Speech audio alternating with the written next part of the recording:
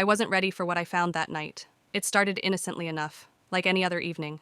My swollen feet ached as I shuffled into the living room, balancing a plate of leftover pasta on one hand and my phone in the other. 7 months pregnant and exhausted, I plopped onto the couch, grateful for the brief pause in our usual chaos. But when my husband's phone buzzed on the coffee table, the world as I knew it began to unravel. I'd seen the name before, Emily, and this time, curiosity outweighed trust. My hands trembled as I picked up his phone, the light illuminating an exchange that shattered my peace. It wasn't the kind of blatant affair you see in movies, but it was enough to make my stomach churn. "Hey, remember that weekend at the cabin? How could I forget?" Those were some of the best days of my life. The words blurred as tears welled in my eyes.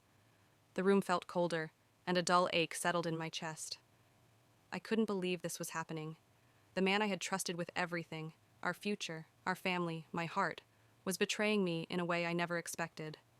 That night, I waited. He came home late, claiming to have been stuck at work. I'd heard that excuse before, but tonight I wasn't letting it slide. "Who's Emily?" I asked, keeping my voice as steady as I could. The color drained from his face. "She's just an old friend. Why are you asking?" I threw his phone onto the table, the messages glaring back at him like an accusation. "Explain this." He stammered, mumbling something about harmless nostalgia, but his excuses felt as flimsy as paper. He tried to sit beside me, reaching for my hand, but I pulled away. The distance between us wasn't just physical. It was a chasm I didn't know how to cross. The days that followed were a blur of tears, yelling, and silence. I wanted to believe him when he said he didn't mean for it to go this far, that he'd stopped talking to her, but the trust we'd built over years of marriage was crumbling.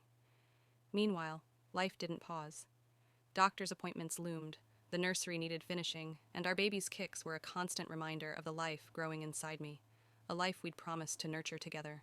But every movement also felt like a question. How can I bring a child into this mess? Friends and family noticed my strained demeanor.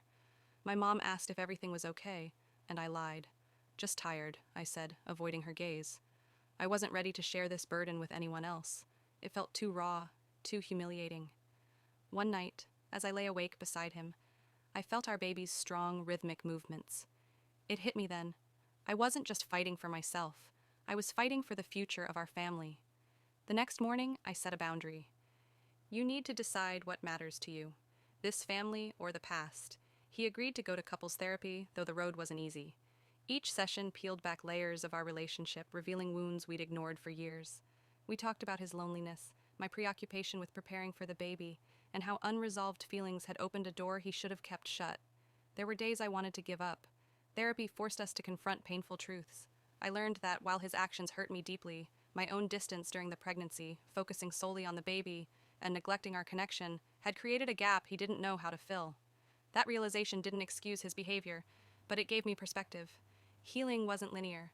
Some days were better than others. I'd catch him looking at me with regret and shame, and on those days, I let him in a little more. We started taking evening walks together, his hand on my back as I waddled down the block. We shared quiet moments decorating the nursery, choosing soft yellows and greens because we hadn't settled on a name yet. But trust? That was harder. I'd still flinch when his phone buzzed, and he'd notice. Instead of getting defensive, he'd hand it to me. "It's work," he'd say gently, letting me check for myself. It was a small gesture, but it meant the world. Months later, as I held our newborn daughter in my arms, something shifted. The man who had been distant and distracted now looked at me with a mix of awe and gratitude. Therapy hadn't fixed everything, but it gave us tools to rebuild. And in those sleepless nights, rocking our daughter together, we found our way back to each other, slowly but surely.